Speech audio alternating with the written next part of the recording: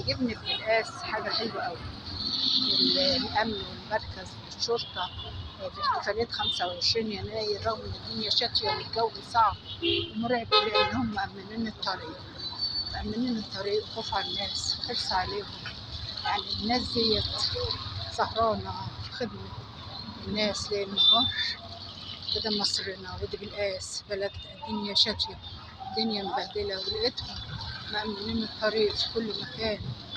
هو التأمين حلو، وحلو إن إحنا نعيش في أمان، بس الأحسن كمان إن إحنا من خلال الناس نحس بأماننا نفسنا، من خلال نفسنا مش من خلال حد، عشان